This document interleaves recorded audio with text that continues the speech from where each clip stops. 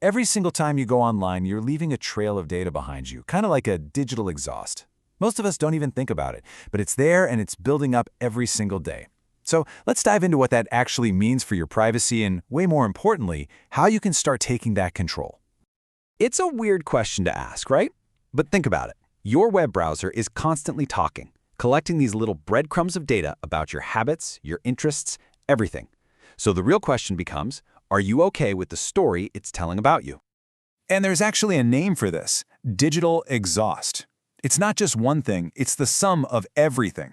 Every article you click on, every product you look at, every single search. Each one of those actions is like a tiny puff of smoke, and when you put them all together, they create this huge, incredibly revealing cloud of data that's all about you. Okay, so we all leave this trail. Big deal, right? Well, why does it actually matter? Because this isn't just random data floating around out there. It has become the currency of the modern internet. It fuels a massive, multi-billion-dollar industry that's built on one thing: knowing what you're going to do next. And that has some very real consequences. And all these risks, they're totally connected. It starts with tracking you from one website to another, which is what fuels those ads that feel like they're following you around the internet.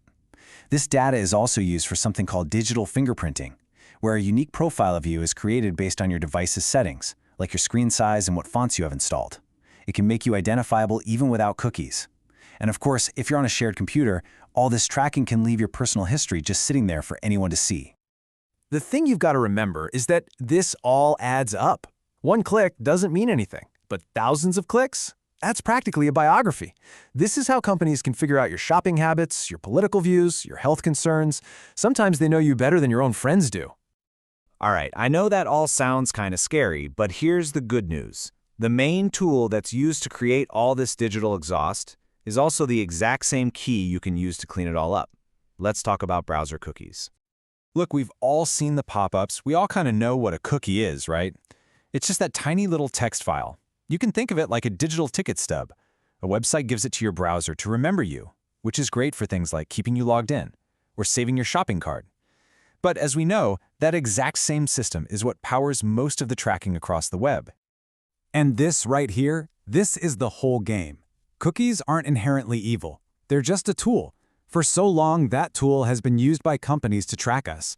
But we can use our control over that very same tool to take our privacy back. And you know what the best part is? It's surprisingly easy. Seriously, no matter which browser you use, the path is almost identical. You just open your settings, find a section that says something like privacy and security, and in there you'll find the controls for cookies. That's it. 3 simple steps. You don't have to go download some special software or be a tech wizard to do this. The tools you need to manage your digital exhaust are already built right into the browser you're using every single day. I mean, just look at this list. It doesn't matter if you're on a desktop or on your phone, managing cookies is a standard feature now. From Chrome and Firefox on your laptop to Safari on your iPhone, even the Silk browser on an Amazon Fire tablet. The power to control this stuff is universal. Now, while these controls are pretty much everywhere, not all browsers handle privacy in the exact same way. Most of them will give you a solid baseline of protection, great for cutting down on those creepy targeted ads, but some go a little further. Safari, for instance, is laser-focused on stopping companies from following you from one site to another. Firefox, on the other hand, is all about giving you super detailed, granular control, letting you be the boss of exactly which cookies to allow and which ones to block. So let's pull this all together. We've seen the problem, this invisible trail, this digital exhaust, and we've found the solution, the simple, built-in cookie controls that are already right there at your fingertips.